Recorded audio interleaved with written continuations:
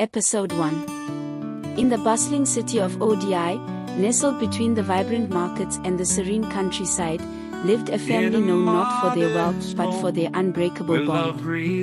Baba Olumide, a hard-working man with calloused hands and kind eyes, was the head of the household. His wife, Mama Adebayo, was a gentle soul with a nurturing spirit, her melodic voice often heard singing traditional songs as she went about her daily chores. They had two daughters, Adani and Temi, who were the light of their lives. Adani, the elder sister, was known for her nurturing spirit and radiant smile. She had a wisdom beyond her years and a heart full of compassion. Temi, the younger sister, was spirited and full of life, her laughter a melody that brightened even the darkest days. The two sisters were inseparable, their bond a testament to the love and unity within their family. They did everything together, fetching water, cooking, and playing under the baobab tree that stood tall and proud near their modest home. Despite being the poorest family in Odi, the Olumides were rich in love and joy. Their home, though small and simple, was filled with warmth and laughter. Each evening, after the day's work was done, they would gather around the fire. Mama Adebayo would weave tales of their ancestors, teaching her daughters the traditions and values of their people. Baba Olumide would share stories of his youth, his voice a deep, comforting rumble that made the tales come alive. The community admired the Olumide family, often commenting on how they seemed rich in ways that money could never buy. Baba Olumide was a humble man, always seen working tirelessly to provide for his family. Whether he was tending to his small plot of land or doing odd jobs around the city, he never complained. His love for his family was evident in everything he did. Mama Adebayo, with her soothing voice and gentle hands, was the heart of the home. She had a way of making even the most mundane tasks seem like an adventure. Her daughters adored her, and they often followed her around, eager to learn from her. She taught them how to cook, how to sew, and, most importantly, how to love and support one another. Together, the Olumides faced each day with a spirit of resilience and unity. They embodied the essence of the African proverb, "It takes a village to raise a child." The community of Odi played a significant role in their lives. Neighbors would often lend a helping hand, and the Olumides were always willing to return the favor. This sense of community and mutual support was a cornerstone of their existence. One sunny afternoon, as the family gathered under the baobab tree for their usual storytelling session, a sense of foreboding seemed to hang in the air. Adani, who had always been full of life and energy, appeared unusually tired. Mama Adebayo noticed the change immediately and placed a gentle hand on her daughter's forehead. Her heart sank as she felt the heat radiating from Adani's skin. Baba Olumide, come quickly, she called out, her voice tinged with worry. Baba Olumide hurried over, his brow furrowing with concern as he saw the look on his wife's face. Adani tried to smile, but it came out as a weak attempt, her eyes reflecting her discomfort. Adani, how are you feeling? Baba Olumide asked, his voice gentle but firm. I'm just a little tired, Papa, Adani replied, trying to downplay her symptoms. But Mama Adebayo was not convinced. She insisted that they visit the local healer, Babalawo, immediately. Babalawo was a wise old man known for his knowledge of traditional medicine. His small hut, filled with herbs and potions, was a place of healing for many in Odi. As they entered, the scent of various herbs filled the air, creating an atmosphere of calm and reassurance. Babalawo, please help our daughter, Mama Adebayo pleaded, her voice trembling with concern. Babalawo examined Adani carefully, his experienced hands moving gently over her. After a few moments, he looked up, his expression serious. This is not an ordinary illness, he said gravely. It requires more than just herbs and potions. We must act quickly to save her. The family was devastated. Their meager savings were soon depleted as they sought more advanced medical care.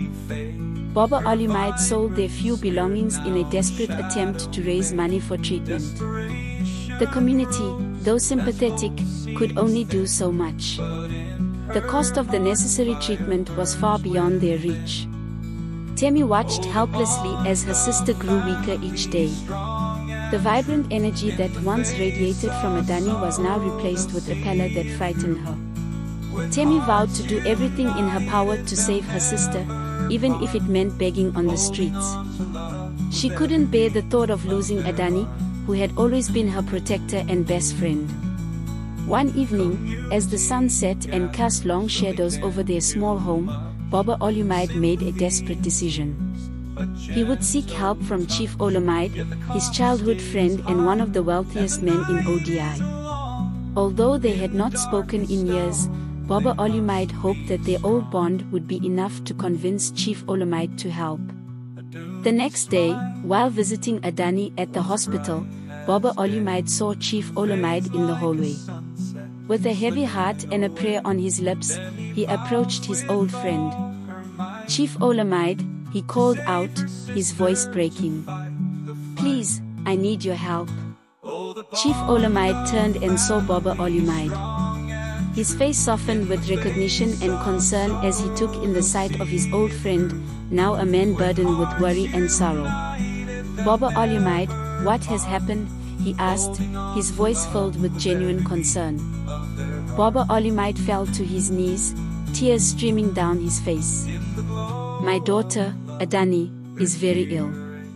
We have tried everything, but we have no more money for her treatment. Please, I beg you, help us save her." Moved by his friend's desperation, Chief Olumide promised to provide the money needed for Adani's treatment. For a moment, hope flickered in Baba Olumide's heart. He thanked Chief Olumide profusely, his gratitude pouring out in a stream of words and tears. Days turned into weeks, and despite the medical care, Adani's condition deteriorated. The once vibrant girl who had been the heart of their family now lay weak and frail. Her family surrounded her with love and support, but it was clear that their efforts were not enough. One evening, as the sun set and the sky turned a sorrowful shade of red, Adani took her final breath. The room was filled with an unbearable silence as the family grappled with the reality of her passing. Their hearts were shattered, and the pain of their loss was immeasurable. The city of ODI mourned the loss of a girl whose light had touched so many lives.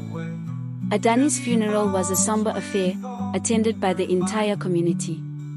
The villagers wept openly, their grief a reflection of the love they had for Adani and her family. Temi cried until she had no more tears left, her small frame racked with sorrow.